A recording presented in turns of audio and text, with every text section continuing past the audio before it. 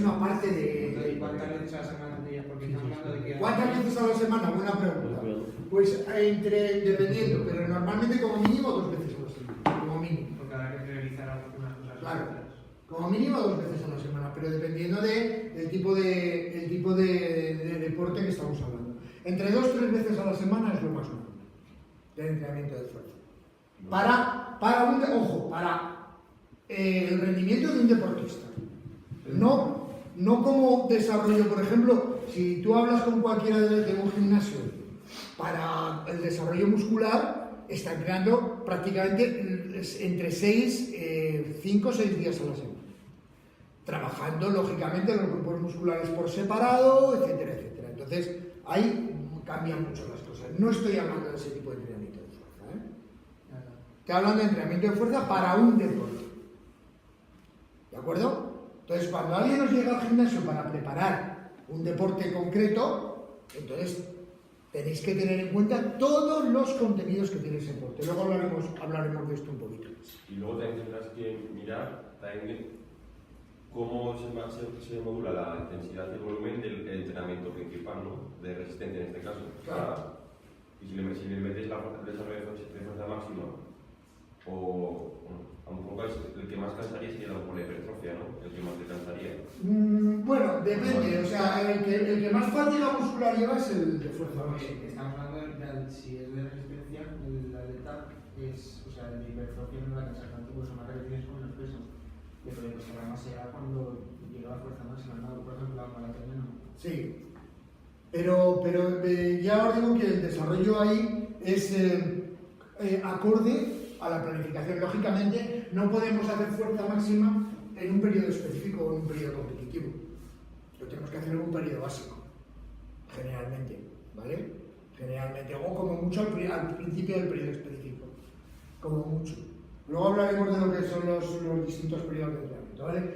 Vamos con respecto a los principios del entrenamiento, una cosa que quiero que quede clara es que todo entrenamiento para que sea eficaz debe respetar los principios del entrenamiento, ¿vale? Entonces, cuando os pongáis a planificar un entrenamiento, pensar un poquito en si cumple todos esos principios del entrenamiento que hemos dicho, ¿de acuerdo? Ahora hablamos de dos principios que son un poco contrapuestos, el principio de la especialización y el principio de la multilateralidad y el principio de la especialización.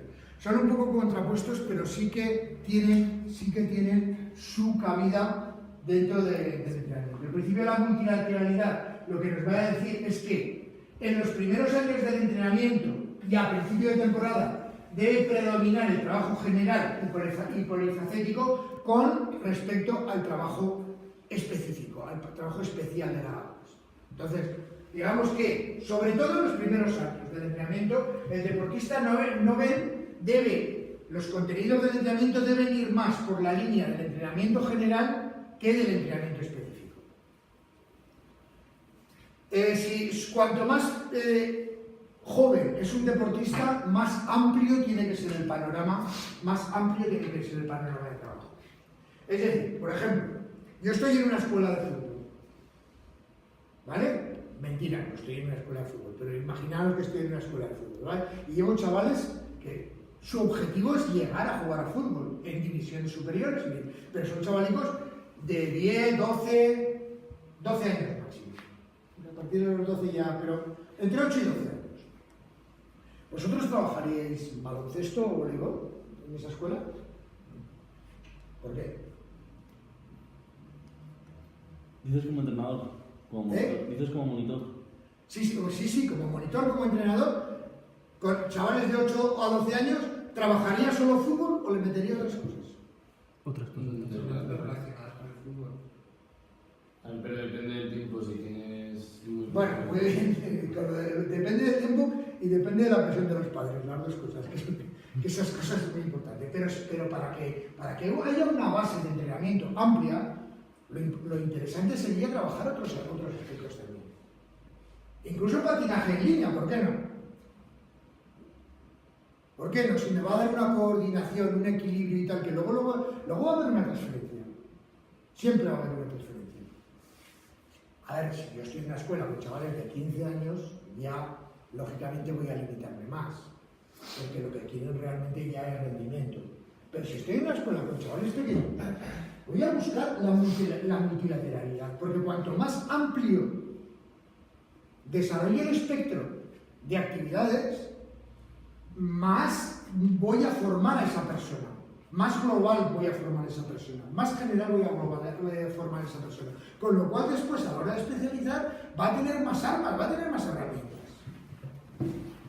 En Holanda no es extraño que alguien juegue en división de honor en balonmano y al día siguiente en voleibol o en fútbol. Y juegan en división de honor.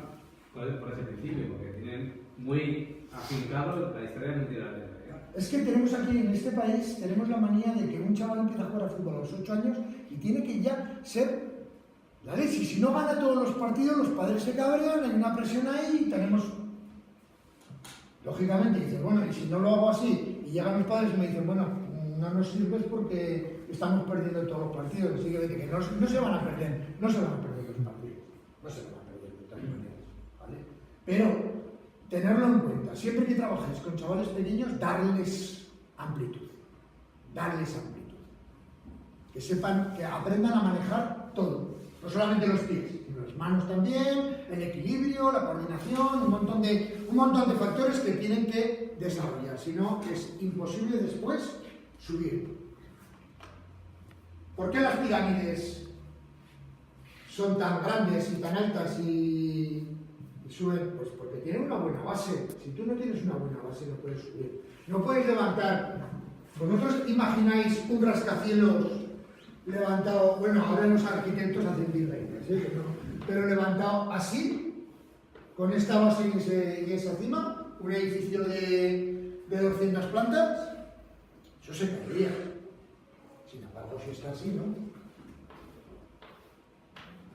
Si está así, no se va a caer en la vida. Entonces, vamos a desarrollar esta base bien desarrollada y después ya levantaremos la pirámide. ¿Vale? Y para desarrollar esa base hace falta multilateralidad. El siguiente principio dice lo contrario. Dice que cuando llegamos a una base ya amplia, tenemos que especializar. Tenemos que desarrollar un entrenamiento especializado, dirigido a mejorar las cualidades. Por ejemplo, ¿alguno de vosotros es nadador? ¿No? ¿Ninguno? Bueno, vosotros pensáis, es una cosa de sentido común, nada más. ¿Qué es lo mismo la natación para piscina normal que, por ejemplo, la natación que se entrene para un triatlón? ¿Por qué? Creo que no. Porque no llevas en la carrera y la bicicleta. ¿Por? Porque el triatlón tiene que tener en cuenta también la carrera y la bicicleta. Muy bien, por una parte. Porque el objetivo cambia, ¿no? El objetivo cambia, pero no, el objetivo siempre es llegar al primero, lo más pronto que llegue, que se pueda. Pero tenemos que tener en cuenta que antes que después de nadar vamos a tener que pedalear y vamos a tener que correr. Por una parte. Por otra parte, normalmente en un triatlón, ¿dónde se nada? En aguas abiertas, ya no es lo mismo. Ya no tengo una línea que seguir aquí. Entonces tendré que aprender a orientarme en el agua. Si no, si la huella está allí, voy a acabar allá, os lo aseguro, yo no acabo con una vez. Es decir, ¿dónde coño estoy? ¿Vale? Tercero, ¿qué más? La gente. La gente. Nadas dándote de guantazos desde el primer momento hasta el final. Eso se entrena. Entonces, si yo hablo de entrenamiento específico, tendré que entrenar de forma diferente la natación para un triatlón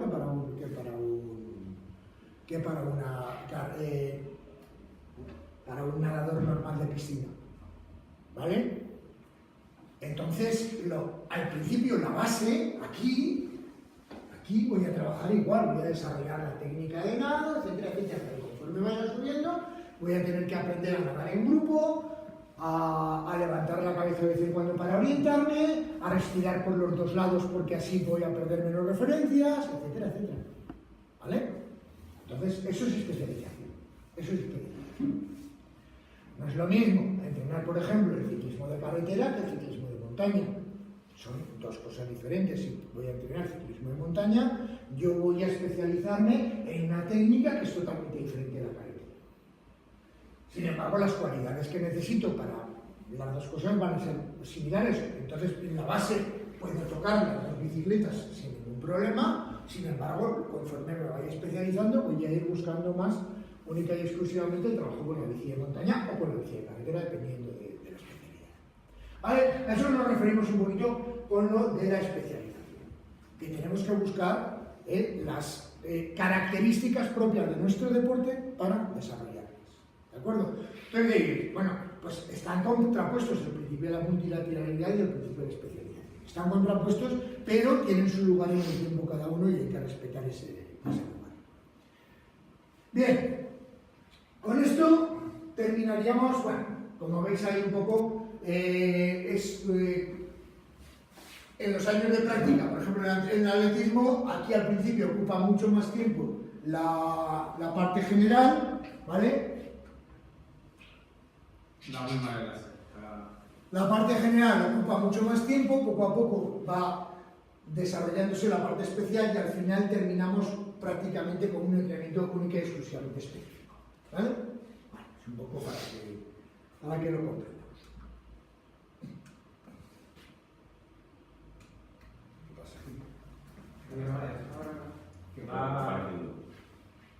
Que va. Vale. Que desplegando. Bueno, vamos a hablar de una cosa muy importante que ya la vimos, que es la carga de entrenamiento. Esto es importantísimo y realmente no se tiene muchas veces muy en cuenta. Por dejadez del deportista y por dejadez muchas veces del entrenador también. Hablando de entrenamientos, digamos, amateurs, entrenamientos profesionales, por supuesto, esto se lleva al pie de la letra. ¿Qué es la carga de entrenamiento? La carga de entrenamiento, joder, que letra más pequeña que he puesto, es la repercusión sobre el organismo de todos los ejercicios realizados en un entrenamiento. Es decir, ¿qué impacto tienen los ejercicios que yo aplico con respecto a mi organismo? Es decir, yo si aplico un ejercicio de, pues por ejemplo, correr 40 minutos, va a repercutir en mi organismo de forma diferente, así hago una sesión de musculación, ¿vale? Entonces, eso es lo que es la carga de entrenamiento. Esa repercusión, lógicamente, si corro 40 minutos, va a tener una repercusión diferente a si corro 80. ¿Vale? Entonces, la carga de entrenamiento es un poquito eso, es la repercusión sobre el organismo de todos los ejercicios realizados en un entrenamiento. ¿Qué factores? Ya lo sabemos, lo vimos el otro día. Volumen, que es la cantidad de entrenamiento. Esto no se puede hacer, pero de alguna manera. ¿Cómo que parece tan pequeño? No sé cómo que me yo. Volumen, que es la cantidad de trabajo realizada, se suele medir, eso ya lo hablamos el otro día. Se suele medir en total de kilómetros, total de tiempo de trabajo, total de kilogramos levantados, total de repeticiones realizadas, ¿vale? Volumen, cantidad, intensidad, calidad. Se suele medir en velocidad, kilómetros hora, metros por segundo, ahora mismo, en porcentaje de la velocidad máxima, de la fuerza máxima y de las repeticiones máximas. Muy importante la intensidad, ¿eh? Muy importante la intensidad para saber realmente lo que estamos haciendo. Yo estoy corriendo 40 minutos a 5 minutos kilómetro, ¿vale? ¿Qué estoy haciendo? Pues depende. Para una persona estaré haciendo aeróbico ligero, para otra persona aeróbico medio, para otra persona aeróbico intensivo, incluso para alguna persona potencia aeróbica máxima porque no llevo más, ¿vale? Entonces tengo que saber qué porcentaje de mi velocidad aeróbica máxima estoy utilizando para saber realmente lo que estoy haciendo.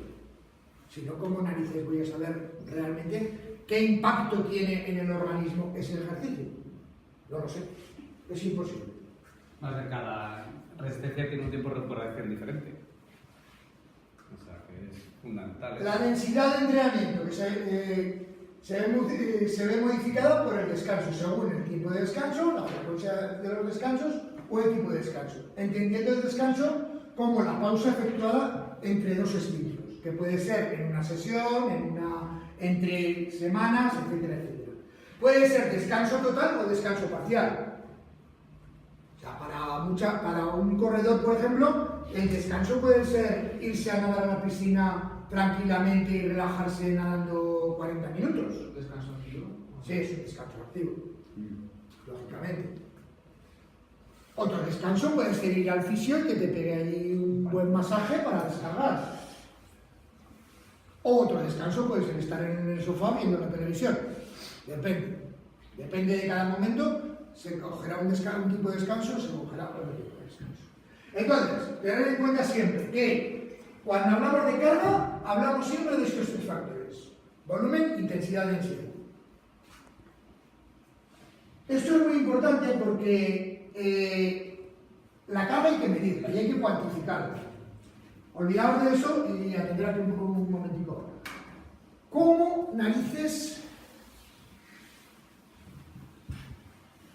Hablando un poquito el otro día, en una de esas veces que me enrollo y paso a decir cosas de las que todavía no he hablado, pero decíamos que la estructura general del entrenamiento normalmente iba, por ejemplo, vamos a hablar de carga de una semana, normalmente empezaríamos en un mesociclo, por ejemplo, empezaríamos la primera semana con esta carga, la segunda semana con esta carga, la tercera semana con esta carga y la cuarta semana, ojo, no tiene por qué durar 3 semanas, puede durar 4, puede durar 5, puede durar más, ¿vale? La cuarta semana bajaríamos a esta carga. La quinta semana bajaríamos, subiríamos esta carga, la sexta semana bajaríamos esta carga, subiríamos esta carga. A la siguiente semana tendríamos esta carga y esta carga, por ejemplo, para después, antes de la competición, iríamos bajando progresivamente la carga para el día de la competición estar totalmente. Eso sería una estructura normal, por ejemplo, de un macrociclo. Un mesociclo, un macrociclo de 1, 2, 3, 4 mesociclos. Primer mesociclo aquí, segundo mesociclo, aquí aquí, segundo mesociclo aquí, tercer mesociclo aquí. Entonces, ¿esto cómo lo hacemos? ¿Cómo lo hacemos? ¿Cómo lo medimos? ¿Cómo lo medimos? Pues en volumen, intensidad y densidad, ¿no? ¿Sí? ¿Y cómo sumo todo eso para saber qué carga tengo aquí? Si esto le pudiera dar un número, esto sería 5, esto sería 7, esto sería 9, esto sería 6, esto sería 8, esto sería 10, esto sería 7, esto sería 9, esto sería 11. ¿Cómo llego a ese número? Eso es una gran cuestión, porque llegar a ese número, controlar ese número, sería fundamental para decir, bueno, esta semana a mi entrenando, a mi pupilo, le he puesto un entrenamiento de 10. La semana que viene, si estoy en desarrollo, si estoy en fase de carga, le tengo que poner 12. La semana siguiente, 14. La semana siguiente, si estoy en una fase de recuperación, le tengo que poner 8. Eso es el kit de la cuestión de un entrenamiento, ¿eh? Pero es difícil. Pero cuantificar... Los MES, inventaron los MES, pero tampoco... Cuantificar eso es muy difícil. ¿Cómo lo cuantifico? Pues os voy a decir varias cosas, varios métodos de cuantificarlo. ¿Alguno perfecto? Ninguno. Pero y quedaos con esto, es mejor utilizar un método imperfecto de cuantificación que no utilizar ninguno. Hablamos de rendimiento, aunque sea en entrenamiento amateur, ¿vale? No estamos hablando de acondicionamiento, no estamos hablando de fitness, no estamos hablando de mantenimiento. Estamos hablando de rendimiento. Y yo estoy aquí para hablaros de rendimiento, de fitness, de mantenimiento y tal, os habla mejor Santiago que yo, porque sabe más de eso. ¿Vale? Pero estamos hablando de rendimiento, de que alguien nos venga, lo que os decía el otro día. Alguien nos acuda al gimnasio y diga, oye, me voy a preparar las pruebas de bombero de la Diputación Provincial. ¿me puedes llevar al entrenamiento? O me voy a preparar el maratón de mi pueblo. ¿Me puedes llevar al entrenamiento? A eso es lo que me refiero con rendimiento, ¿vale? ¿De acuerdo? Entonces, para desarrollar eso necesito cuantificar. Y si no, a ver, muchas veces cuantificas por aproximación, porque la experiencia te lo dicta y dices, bueno, más o menos, yo sé que si esta semana, vamos a poner un día, he puesto 40 minutos de carrera, la semana siguiente 45, la semana siguiente 50 y la siguiente que toca descanso 35, pues bueno, voy haciéndolo más o menos bien, pero claro, no es una sola actividad, ni es un solo día, son muchos días de entrenamiento y son diferentes actividades, como sumo todo. Bueno, hubo un señor que se llamaba Borg, no me acuerdo el nombre, me acuerdo del apellido porque en todos sitios está como la escala de Borg, que cuantificaba medía el entrenamiento por sensaciones. El RPE es el esfuerzo, el ratio de esfuerzo percibido, ¿vale? La ratio de esfuerzo percibido, ¿vale? Entonces ese señor decía, un entrenamiento que no hago nada, estoy rascándome tal parte, es un 1. Un entrenamiento que salgo a gatas es un 20. Y a partir de ahí, yo cuantifico mi propio entrenamiento. Es decir, bueno, pues yo más o menos mi sensación ha sido de un 15, porque he estado trabajando en intervalos y realmente he terminado bastante cansado. Luego hubo otro señor, que fue el amigo Foster, que lo que hace es reducir esa escala. Entonces, en vez de 20 da 10, para que no sea tan amplio, ¿vale? Entonces dice, descanso, me enrollo, descanso es un 0, no hago nada, muy fácil, un 1, fácil, un 2, moderado, 3, algo duro, durillo, le diríamos aquí, 4, duro, 5, más duro, pero dentro de lo duro, 6, muy duro, 7, 8, 9 y el máximo 10. Máximo sería la competición, o sería un test de esfuerzo, sería algo por el estilo, ¿de acuerdo? Entonces, a partir de ahí, yo puedo ya cuantificar. ¿Cómo ha sido mi entrenamiento? Pues de 5, yo duró de 5. ¿Cuánto tiempo estaba en el entrenamiento? 40 minutos.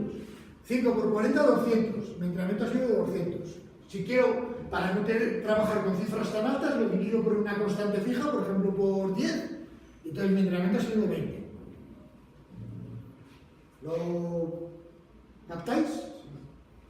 Vale, entonces, este señor, Foster, lo que hizo fue esto. Por ejemplo, el lunes, 40 minutos de carrera extensiva. 40 minutos de carrera extensiva. RPE, 2. Más o menos fácil. Tiempo, 40. Total, 80. Ese número de ese día es 80. Martes, 20 minutos de carrera extensiva, más 6 series de 4 minutos de umbral anaeróbico, con recuperación de 1 minuto, más 20 minutos de recuperación después de carrera extensiva. ¿Vale?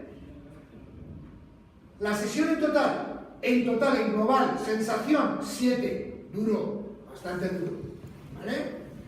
Tiempo total, 70 minutos, 7 por 70, 490 de carga. ¿Vale? El miércoles, 30 minutos de extensión más fuerza máxima. ¿Vale? Sensación, 6 por 70, 420. Descanso, 0. Y así sucesivamente. Total de la semana, 2600. ¿2600 qué? Da igual. Llámalo X, da lo mismo, 2600. Llego aquí, tengo esta semana de 2600. ¿Sí? Pues esta semana, si esto sigue así,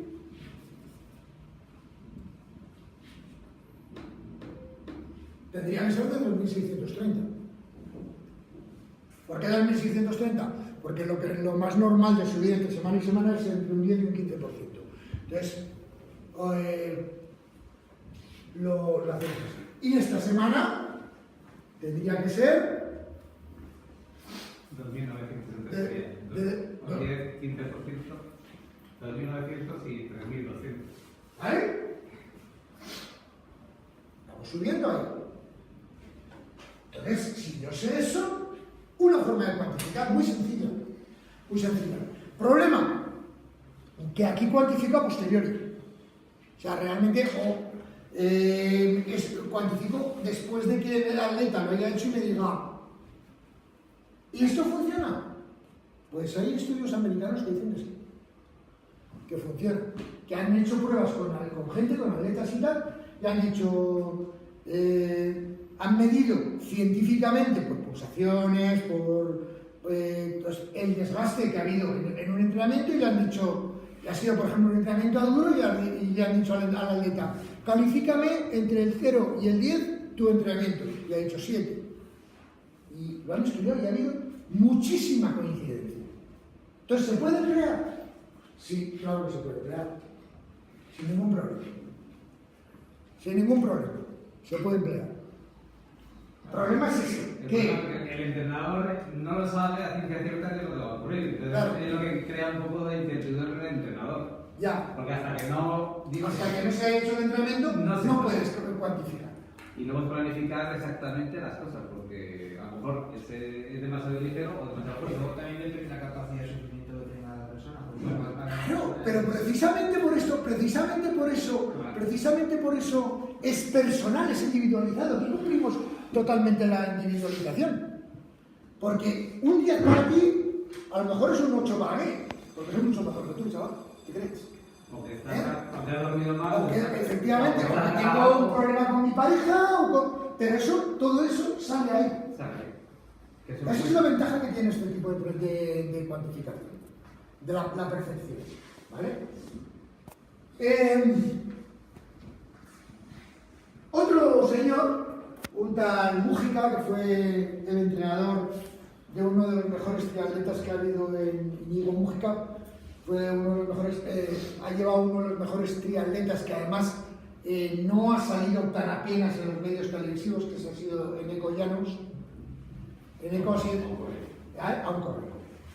Eneco ha sido olímpico y ha sido campeón campeón del mundo de larga distancia en un montón de ocasiones. Sin embargo, pues no es de los mediáticos, ¿no? Entonces, este hombre establece 5 niveles de entrenamiento. A cada nivel le asigna un valor que es multiplicado por el volumen que realice a esa intensidad. Una vez multiplicado cada volumen por su zona, se realiza el sumatorio y da lugar a la carga. Es muy parecido, pero ya el entrenador es el que determina el número, la repercusión, ¿vale?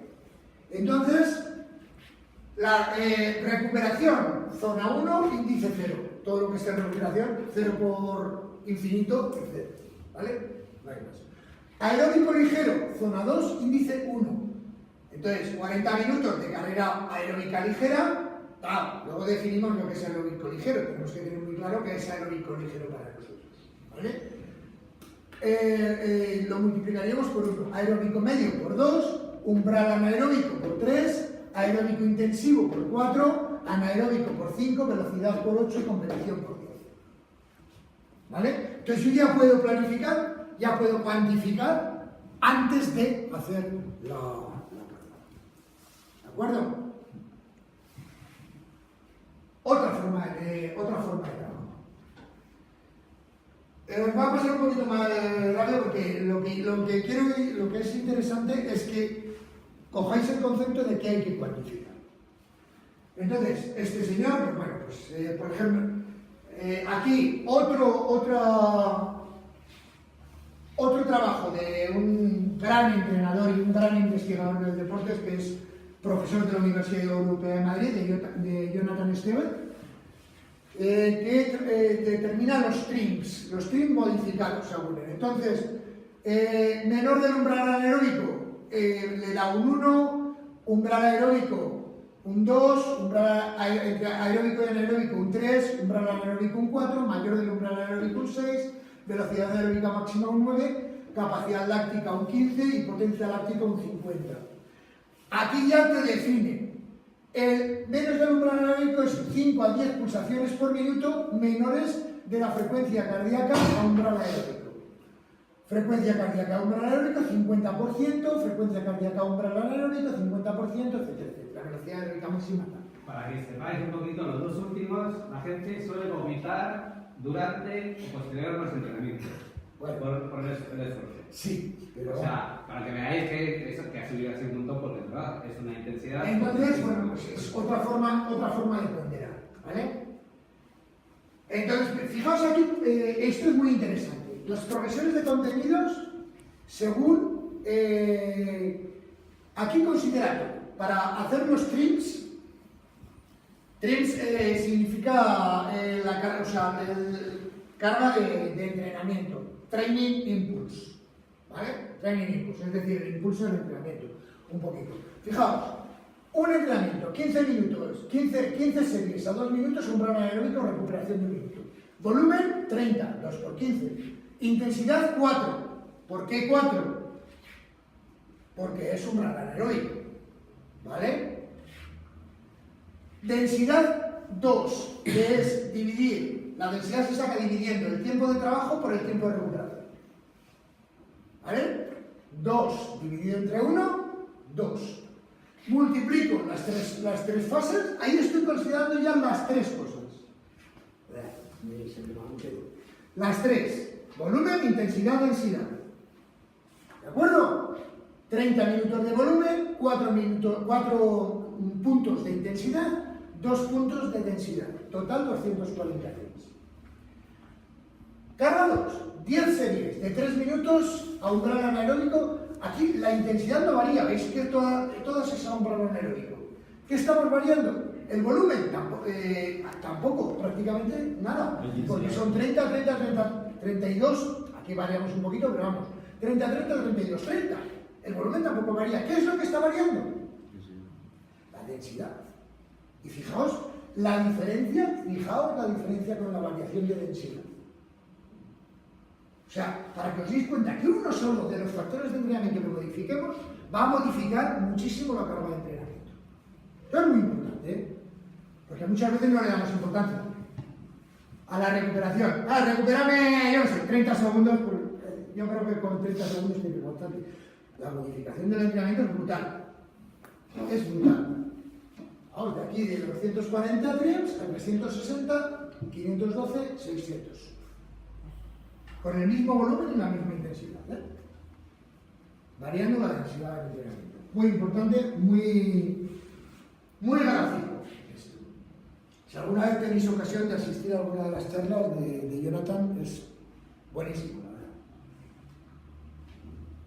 verdad. Esto es específico de triatlón, ¿vale? Os lo he puesto para que veáis otros factores a considerar. Swimming, biking, running. ¿Vale? Dificultad para mantener la técnica. Un 4, un 1, un 2.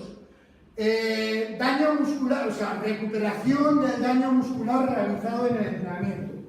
En natación muy poco, en bicicleta muy poco, en carrera mucho. Típica densidad del trabajo, del entrenamiento. 3, o sea, un 1, un 2, un 3. Coste energético, 3, 2, 3. Total, 9, 6, 12, porcentaje, 75, 50, 100. Vale, ¿qué quiere decir esto? ¿Para qué hago esto? Todo el trabajo que haga yo de natación lo voy a multiplicar por 0,75. Todo el trabajo que haga yo de bicicleta por 0,5. Y todo el trabajo de carrera por 1.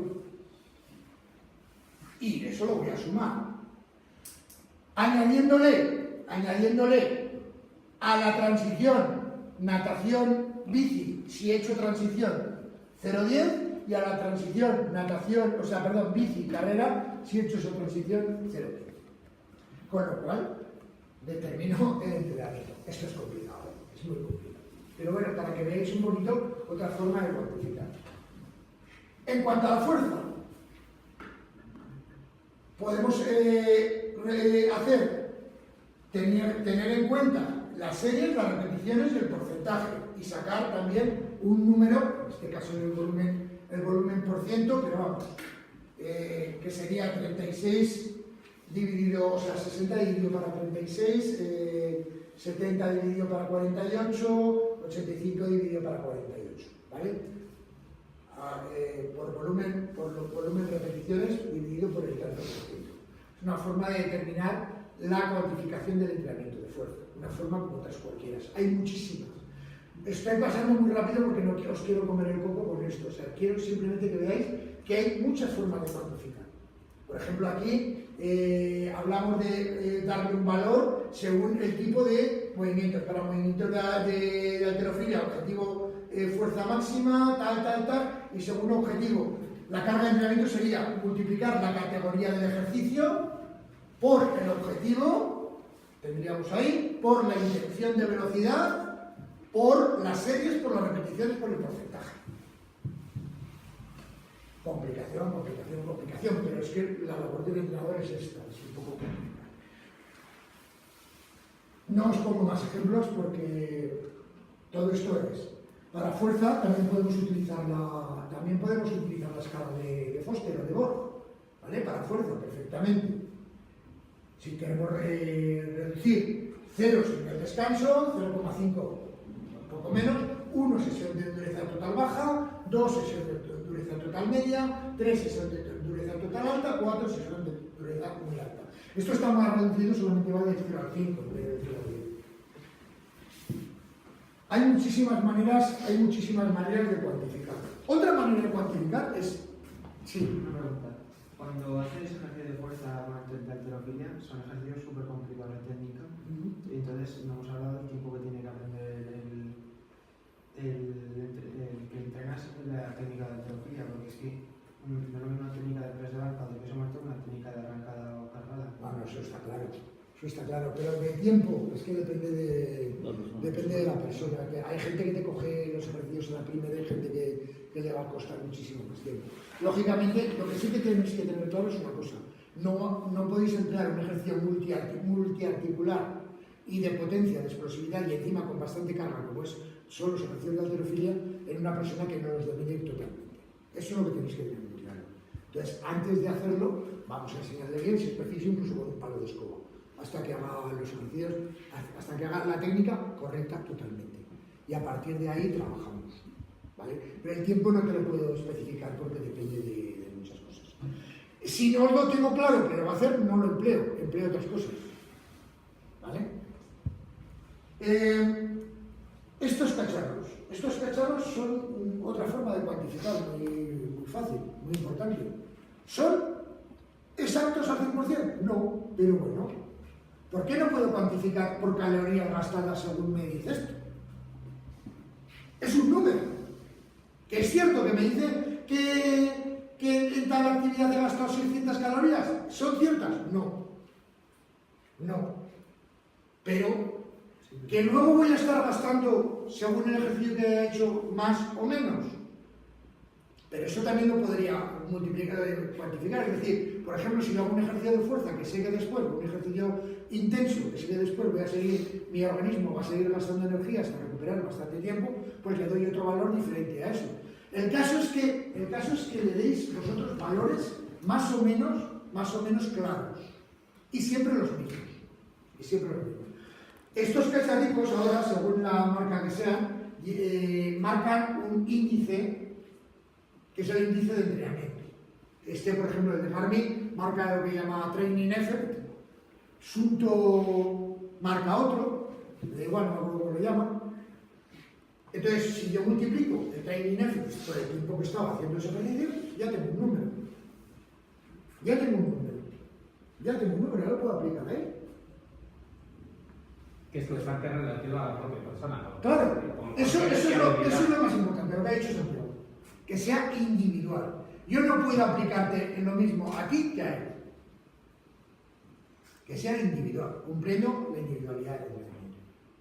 Fundamental. Bueno, vamos a ver un poquito...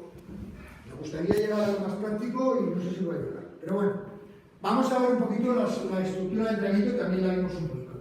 Partiendo de lo más alto, vamos a verlo en la siguiente diapositiva, que lo veremos bastante mejor, ¿vale? Partiendo de lo más alto, de lo más amplio, tenemos el ciclo plurianual. ¿A qué llamamos ciclo plurianual? Pues, por ejemplo, un ciclo olímpico. ¿Ciclo olímpico cuántos son? 4 años.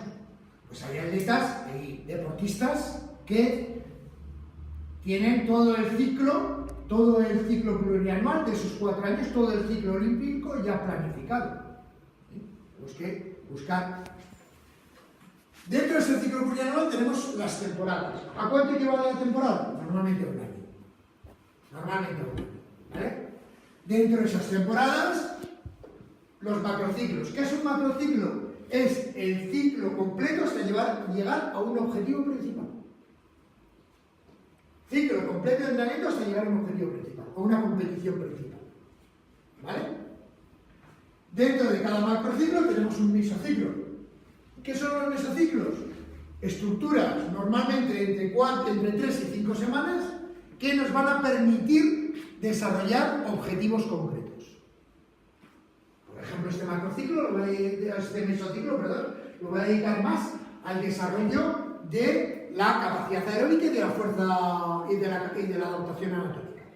Porque es un macrociclo, es un mesociclo general, entonces voy a desarrollar ahí sobre todo eso. Voy a intentar cumplir esos objetivos de mejora de la capacidad aeróbica y mejora de la adaptación anatómica en cuanto a fuerza. ¿Vale? Objetivos concretos. Mesociclos. Los microciclos. Cada mesociclo se divide en microciclos. ¿Cuánto dura un microciclo? Habitualmente lo más normal es una semana. Si veis por ahí, en la teoría os dirá que entre 4 y 10 días. Pero lo más normal es una semana. ¿Por qué? Pues porque vivimos pegados a la semana. Vivimos condicionados por la semana. Entonces, lo más fácil es utilizar la semana. Dentro de cada mesociclo tenemos las sesiones. Podemos tener una sola sesión cada día, podemos tener 2 sesiones, podemos tener 3 sesiones incluso. Dentro de cada sesión, los ejercicios, el calentamiento, la parte principal y la vuelta a la calma. Y dentro de cada parte del calentamiento tenemos unos ejercicios, de parte principal otros ejercicios y de vuelta a la calma otros ejercicios. Entonces, de lo más alto, de lo más grande a lo más pequeño, sería eso lo que es un poco la estructura de planificación. ¿Vale?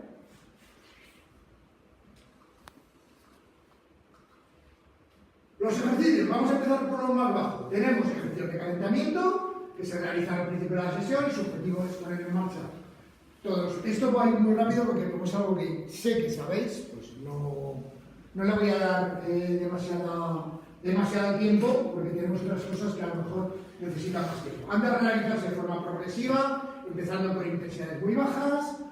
Es recomendable que no varíen mucho porque así el problema del aprendizaje nos lo quitamos y entonces son efectivos a la hora de trabajar.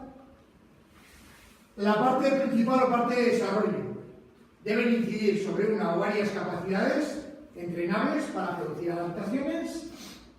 No es recomendable incidir sobre muchos niveles de entrenamiento en una misma sesión.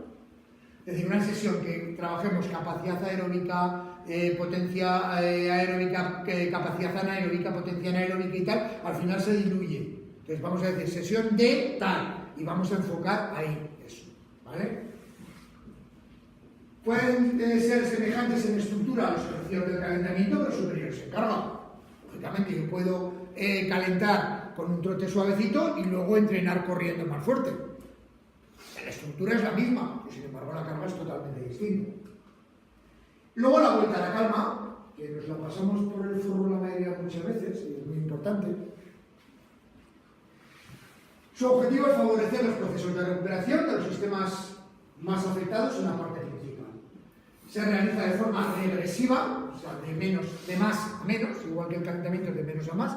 La vuelta a la calma tiene que ser de más a menos. Y aquí vendría la pregunta del millón. Suelen ser aeróbicos regenerativos, en esto prácticamente casi todo el mundo está de acuerdo.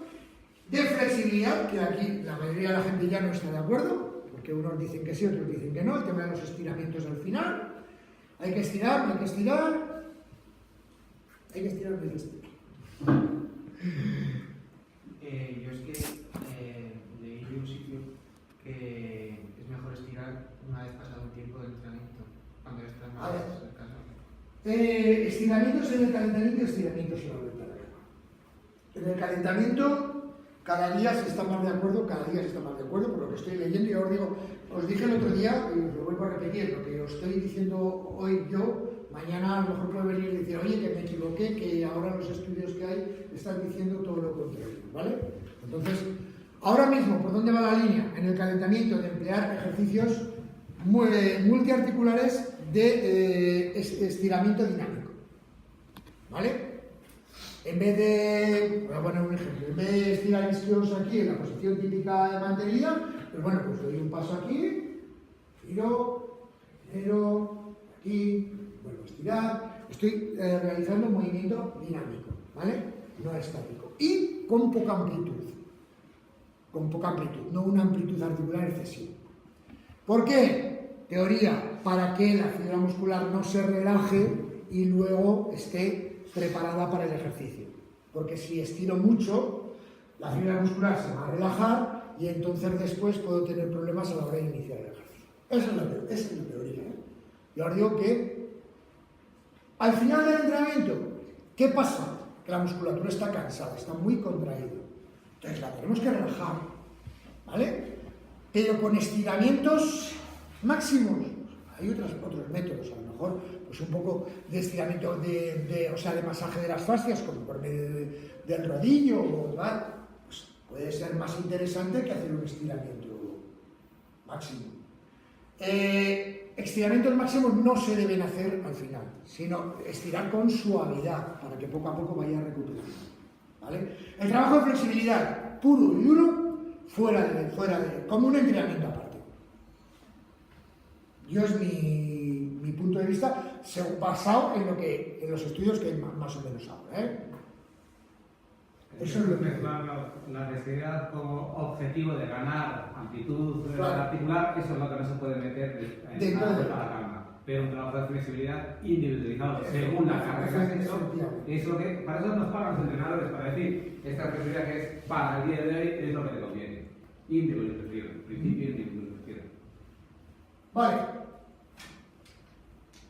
Y ejercicios respiratorios profundos que normalmente no se suelen hacer mucho y son interesantes a la hora de recuperar. Bien. Las sesiones.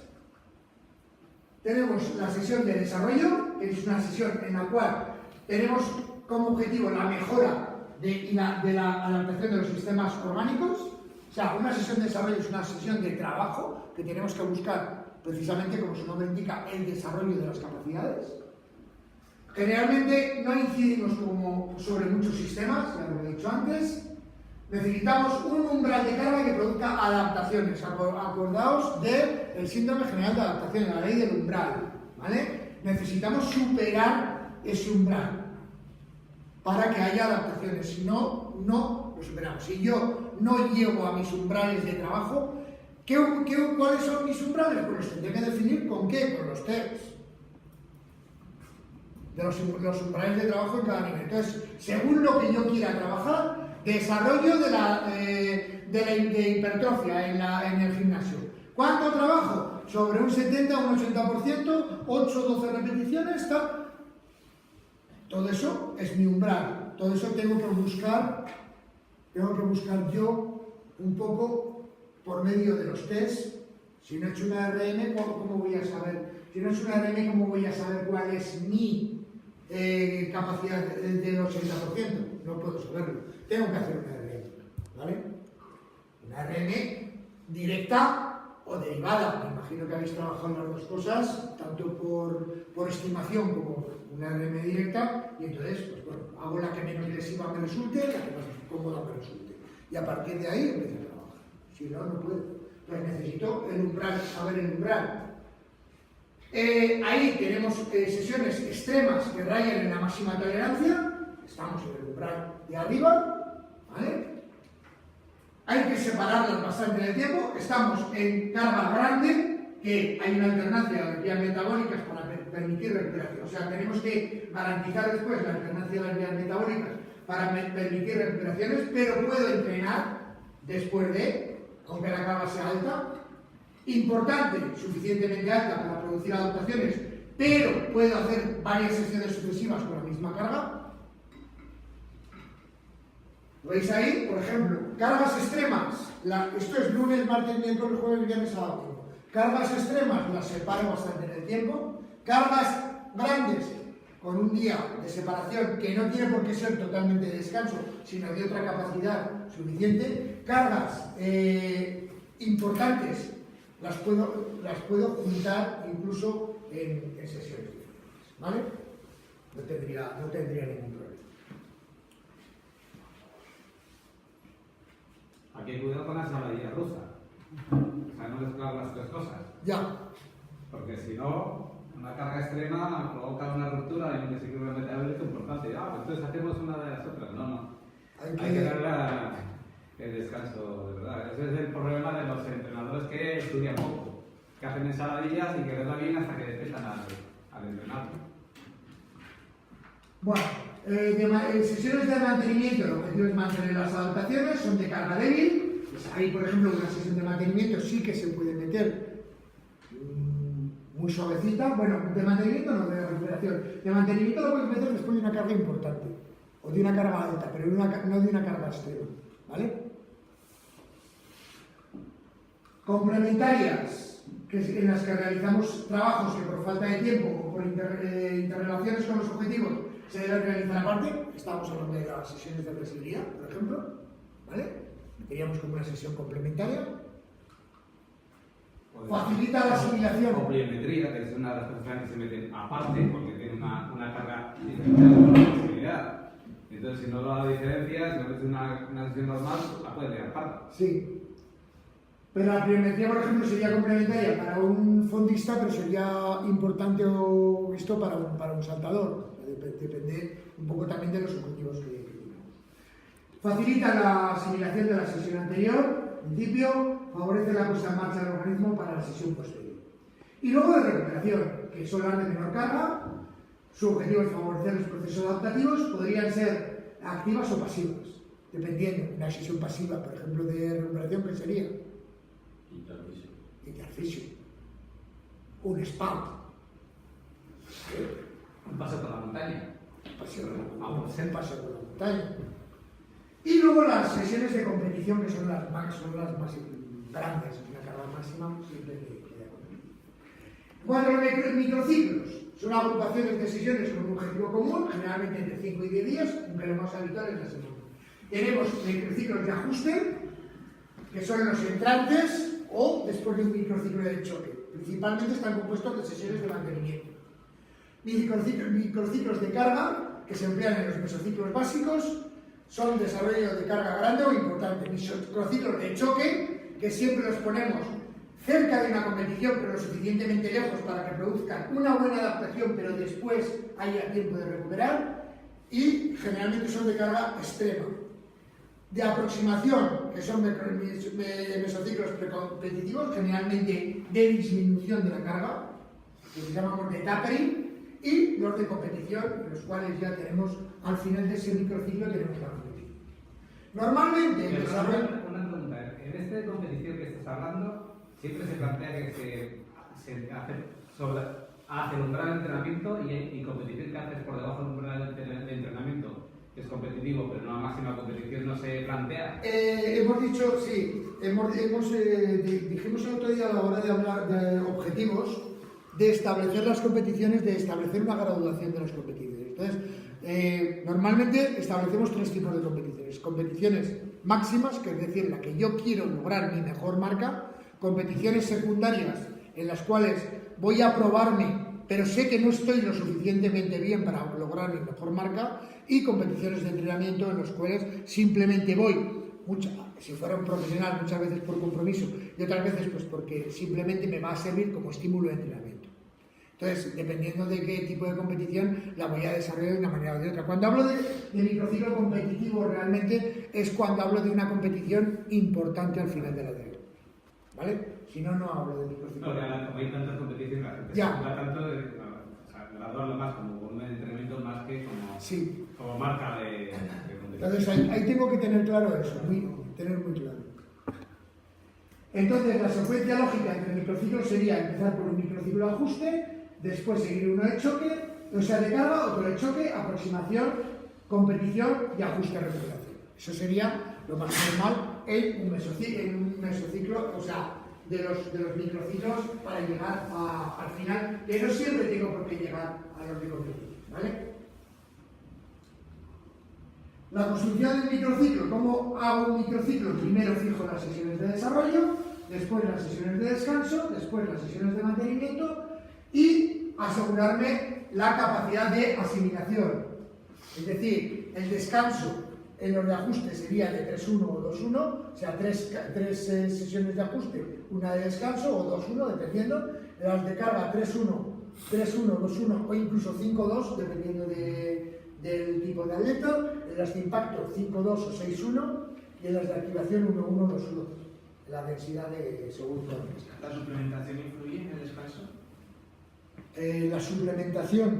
En plan creatina. A ver, la suplementación no es más que, de alguna manera, una estrategia alimentaria para, lógicamente, mejorar o bien los procesos de recuperación o bien la asimilación, por ejemplo, del entrenamiento. Por ejemplo, la creatina que me estás hablando, ¿qué es lo que conseguimos con la toma de creatina? Que haya una mayor construcción muscular, fundamentalmente. Por una parte. Por otra parte, desarrollar más los depósitos de fosfocreatina, con lo cual podría mejorarme, entre comillas, los esfuerzos cortos y explosivos. ¿Vale? Entonces, pero esto funciona mientras que la carga sea la adecuada. biológicamente dura para el cuerpo, porque si yo tomo creatina, estoy igual. Sí. ¿Vale? Sí, O sea, evidentemente. O sea, los suplementos funcionan con el entrenamiento, si no, no funcionan. Exactamente, el entrenamiento de verdad. Y si no, es tirar dinero. O mea las caras. A veces la gente Sí. hace mea las caras. Un atleta que entrena y está en un ciclo olímpico es necesario. Había un entrenador americano de natación que decía que sus nadadores tenían el orín más caro del mundo. Es cierto, metía tantas proteínas y tanta suplementación que bueno. ¿Que funciona? Sí que funciona. Eso no lo puede negar nadie. Hay suplementos que funcionan, hay suplementos que no. Podríamos hablar de suplementación un día, si queréis. Digamos, están divididos en tres categorías. Los suplementos que está demostrado que funcionan, los suplementos que están en duda y los suplementos que nadie ha podido demostrar que funcionan, por muy populares que sean algunos. Entonces eso hay que llevar la dieta equilibrada. En la dieta equilibrada, por supuesto, eso es obligatorio para una persona normal, o sea, ya no solamente para el deportista. La dieta equilibrada hay que llevarla siempre. Y también varía en función del deporte, la dieta, ¿no? Bueno, sí y no. Sí y no. Que un deportista de fuerza tiene que consumir más proteínas que un deportista de resistencia, hasta cierto punto. Hasta cierto punto. Hay estudios, por ejemplo, que están, sí, pero en realidad sí que tienes razón, pero por ejemplo, un ciclista de competición necesita tantas o más proteínas como un culturista, porque ha destruido más masa muscular que la que destruye un culturista en su trabajo. Y el concepto realmente de una persona entrenada está al borde del precipicio metabólico. O sea, en lugar de ser un superatleta, está al borde. O sea, por cualquier circunstancia, una enfermedad o que coma mal, una diarrea, de repente puede haber y a veces una gripe, aquí te dura 3 días, a una persona entrenada 3 semanas. Porque están en el borde metabólico, están tan ajustados que necesitan mucho más control. Bueno, Por eso desarrollar la potencia, ser un machote con que biológicamente estén peligrosamente altos. O sea, eso es una cosa. Bien. El trabajo necesario para el mantenimiento de las capacidades aproximadamente viene a ser ese, tampoco es totalmente exacto, pero bueno, En la fase de desarrollo necesitaríamos, en cuanto a capacidad aeróbica, de 6 a 12 sesiones de mantenimiento 4-6, en la anaeróbica de 3 a 4, mantenimiento 2. Esto sería a lo largo de una semana y me diréis, ¿y cómo cojones meto de 6 a 12 sesiones a lo largo de una semana, contando, por ejemplo, con los calentamientos? O sea, realmente un calentamiento incide en la capacidad aeróbica, ¿de acuerdo? Entonces, no solamente contéis sesiones de desarrollo. Eso para personas que se dedican a ello. Sí. 12 sesiones a la semana para una persona que Claro. trabaja 8 horas al día. Claro, por supuesto. Eso es lo primero que dijimos, que el entrenamiento tenía que adaptarse en amateurs, lógicamente es muy difícil llevar esto. Por eso lo pasamos un poco. Recuperaciones del esfuerzo, más o menos podemos determinar esta: aeróbico ligero de 6 a 12 horas, aeróbico medio de 48 a 100 horas, aeróbico intensivo de 48 a 72. ¿De esto de qué va a depender un rango tan grande? Pues del volumen de entrenamiento y de la zona, porque la zona aeróbica media es muy amplia. Entonces, dependiendo de dónde hayamos estado, va a variar mucho. Pero bueno, ahora mismo lo que decía los calzánicos estos, pues este te dice las horas de recuperación aproximadamente que necesitas. ¿Son exactas? Pues bueno, no, pero te pueden dar una idea. A ver, en una sesión de spinning máximo, a mí me da a lo mejor 36 horas de recuperación, y en una salida ciclista de 2 horas y media me está dando 24 horas. Vamos a ver, ¿cómo se come esto? ¿Qué pasa? Que en el spinning no hay un solo momento que tú dejes los pies quietos y bajes. La bicicleta sí. Entonces, si yo salgo 2 horas, pero resulta que de las 2 horas está 1 hora bajando, muscularmente tú has estado sufriendo, coordinativamente has estado sufriendo y tal, pero tu corazón no. Salvo que te des algún susto con alguna piedra, te encuentres una vaca en las sendas de la Fuente Cerrada, es la primera vez que me pasa a mí. Entonces tú vas bajando y vas disfrutando, estás trabajando muchas cosas, pero no lo siente. Entonces, claro, por eso te da menos recuperación. Sin embargo, tú cuando estás en spinning, no hay un solo momento que tú dejes los pedales quietos. Estás trabajando, si estás 45 minutos, estás 45 minutos trabajando a tope. ¿Vale? Bien, bueno, más o menos la recuperación es... Mira, perdonad que vaya tan rápido, porque si no llego a donde quería llegar. El tema de mesociclos. Son agrupaciones de microciclos que suelen durar alrededor de 21 a 35 días, ¿vale? 3 a 5 microciclos. Deben de contener 2 tercios más o menos de sesiones de desarrollo y 1 tercio de recuperación. Las clasificaciones me importan un bledo, sinceramente. O sea, están hechas, pero realmente lo importante que tenemos que entender es la estructura del mesociclo, que debe ser la justa para conseguir uno de los objetivos que nos hayamos propuesto. ¿Vale? Eso es lo más importante. Bueno, en cuanto a los modelos de planificación, ¿qué es esto? Hablamos de modelos de planificación de estructura lineal, en los cuales hay un desarrollo siempre progresivo. Me importa igual que sea de una forma o de otra, pero siempre hay un desarrollo progresivo. Hablamos de planificación clásica cuando las cargas son regulares, ahora hablaremos un poquito de esto. De planificación moderna cuando las cargas son acentuadas o concentradas. La planificación clásica ya proviene de los años 60, ¿vale? Y se emplea actualmente única y exclusivamente con deportistas muy jóvenes o muy noveles, Normalmente, ahora ya siempre hablamos de este tipo de planificación. Y luego hablamos de estructura no lineal cuando hay una concentración muy grande de competiciones, por ejemplo, en los deportes de equipo. Los deportes de equipo, que tenemos competiciones prácticamente importantes, más o menos, dependiendo de la clasificación y demás, pero casi siempre importantes durante toda la semana, a lo largo de un montón de meses, no podemos hacer este tipo de planificaciones. Entonces vino un señor,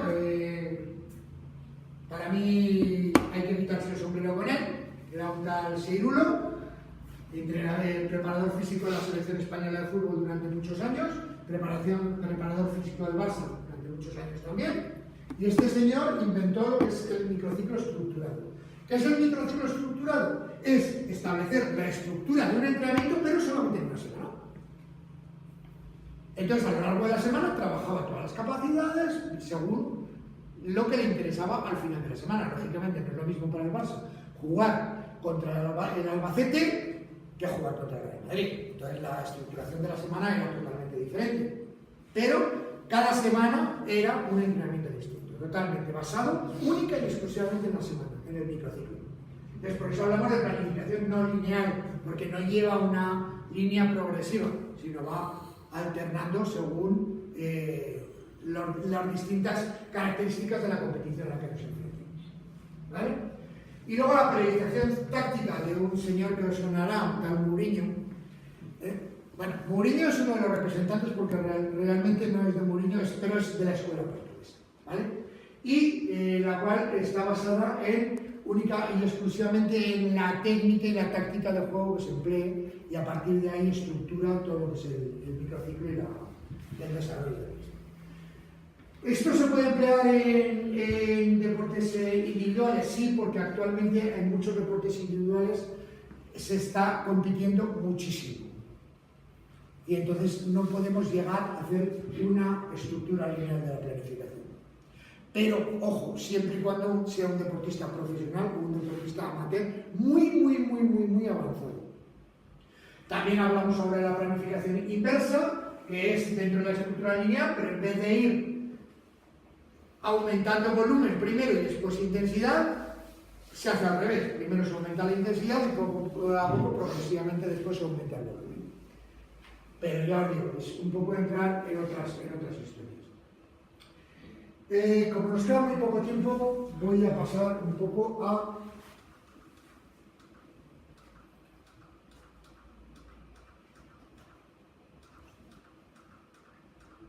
Vale. ¿Qué es lo que hago cuando me enfrento a un entrenamiento? Lo primero que tengo que hacer cuando me enfrento a un entrenamiento es establecer el calendario de competiciones. Eso por lo primero. Establecer el calendario de competiciones.